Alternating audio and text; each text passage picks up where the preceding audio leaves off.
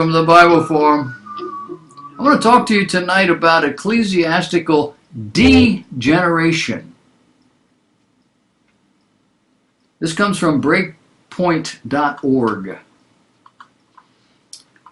The article highlights this week the drastic evolution of the ecclesiastical community over the last 25 to 30 years. It concerns marriages and just who is the best equipped to help those who are struggling.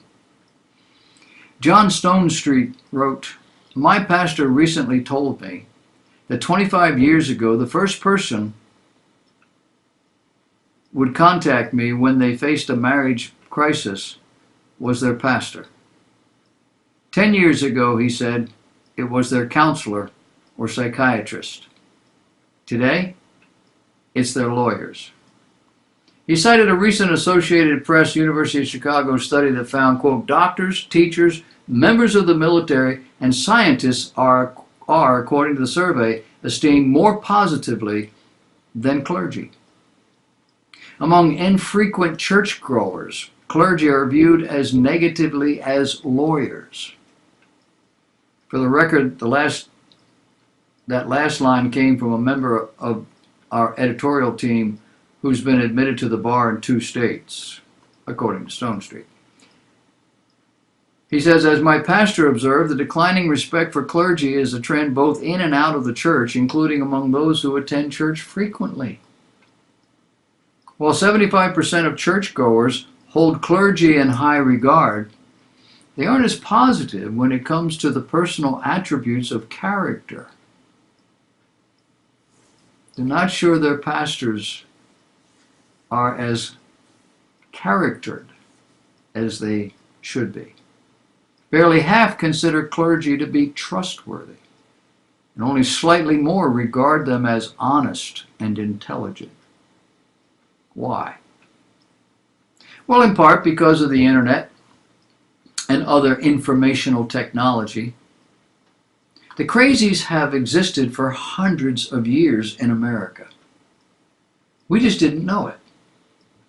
Now every Tom, Dick, and Mary with a message and the drive to speak it can be a pastor. Or can they? You see, the word pastor comes from the Greek for shepherd. The shepherd of a flock is one who feeds, heals, soothes, protects, guides the sheep in his particular sheepfold. Sheep are animals without the mechanism to protect themselves. Not from wolves, not from hunger, not from thirst.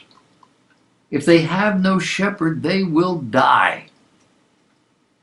If they have an incompetent shepherd, they will wander into danger of all sorts. They will become weak, confused, and ultimately sick, damaged, or vulnerable. And that is exactly what's happening in the church today.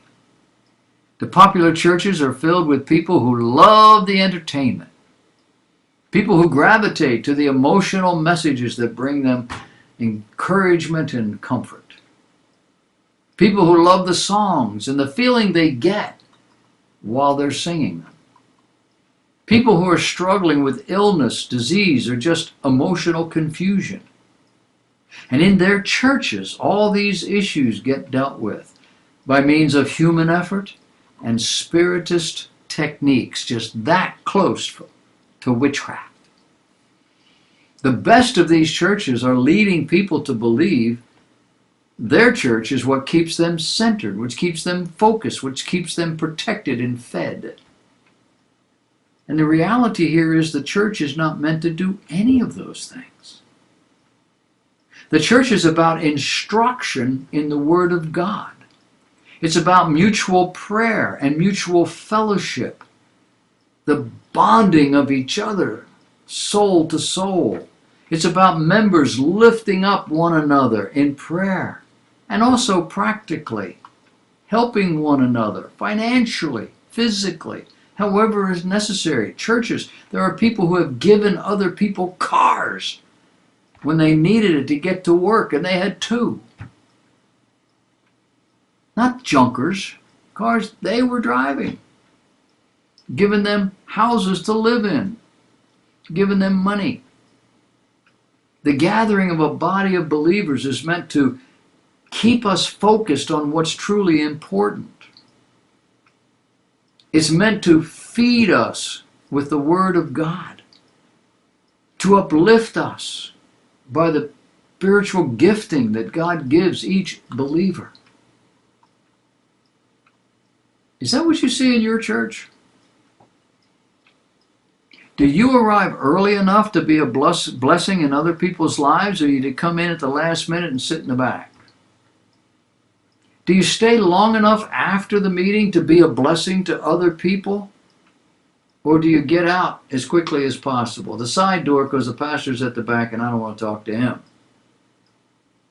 Do you know what's going on in the lives of those with whom you are worshiping, the so-called family of believers that you have attached yourself to? And does it matter?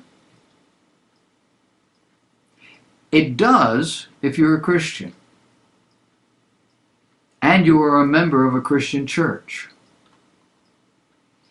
If you're not a member of the church you're attending, find another church. There's a reason you're not a member. Maybe it's the church. You got to find a church you can join.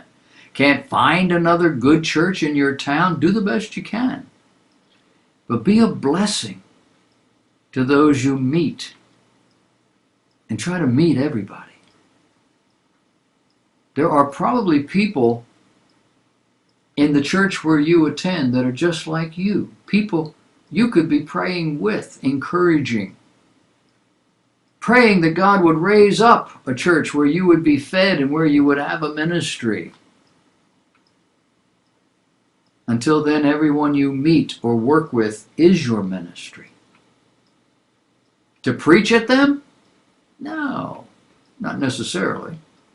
But to be a blessing in their lives.